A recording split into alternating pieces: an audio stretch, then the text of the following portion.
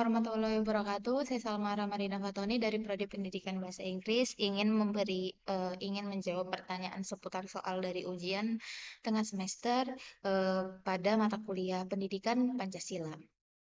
Untuk soal-soalnya bisa ada di atas ini. Jadi nomor pertama, pendidikan Pancasila tetap relevan di era modern meskipun menghadapi tantangan globalisasi dan perkembangan teknologi. Nilai-nilai Pancasila masih menjadi pedoman penting dalam bentuk karakter dan moral generasi muda Indonesia. Namun, untuk menjaga relevansi tersebut, perlu dilakukan inovasi dalam metode pengajaran, integrasi dengan teknologi, serta pengaitan nilai-nilai Pancasila dengan kehidupan sehari-hari dan tantangan yang dihadapi oleh masyarakat. Dengan demikian, pendidikan Pancasila dapat terus berperan sebagai landasan moral dan identitas bangsa di tengah arus globalisasi. Baik, untuk menjawab pertanyaan yang kedua, soalnya ada di sini. Menurut saya, ciri khas bangsa Indonesia adalah gotong royong. Di negara lain, tidak ada yang namanya gotong royong. Mereka hidup secara individual.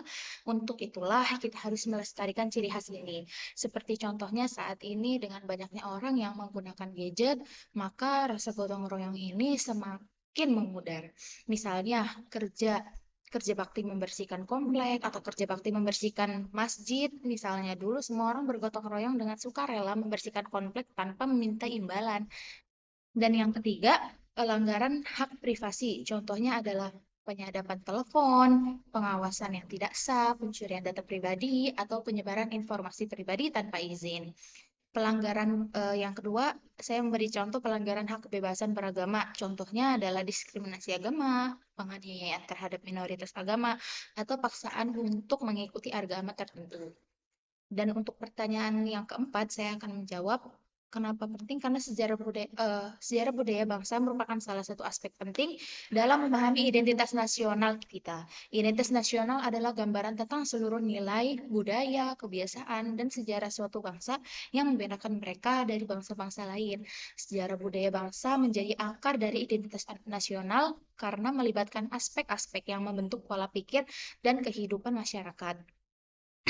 Memahami sejarah budaya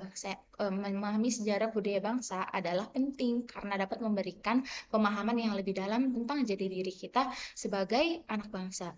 Sejarah budaya membawa kita kembali ke masa lalu untuk melihat bagaimana nenek moyang kita hidup, bagaimana mereka berinteraksi dengan alam, dan juga bagaimana mereka membentuk kehidupan sosial dan budaya.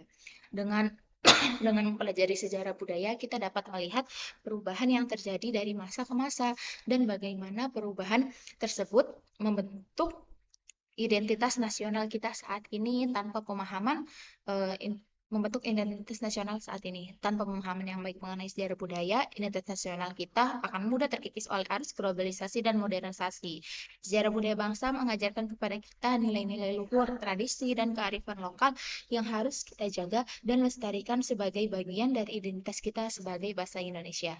Dan yang terakhir, saya akan menjawab untuk mencegah krisis yang dapat mematikan demokrasi, harus ada solusi jalan tengah yang bisa diterima oleh semua pihak sebagai jalan menegakkan demokrasi di atas kebenaran. Kebenaran di atas jalan Tuhan. Solusi ini harus melindungi hak esensial warga negara, menjamin kebebasan, menjamin self-determination, mengembangkan otonomi moral, memberikan kesetaraan politik, perdamaian, serta kemakmuran ekonomi. Krisis dapat terjadi jika lembaga-lembaga demokrasi dijadikan senjata politik untuk membajak demokrasi, menjadikan pengadilan dan badan netral lainnya senjata, membeli media dan sektor swasta mengecat keduanya agar diam, serta mengubah aturan politik agar keseimbangan kekuatan berubah arah, merugikan lawanan politik. Oke, sekian mungkin itu jawaban yang bisa saya berikan. Kurang lebihnya mohon maaf. Wassalamualaikum warahmatullahi wabarakatuh.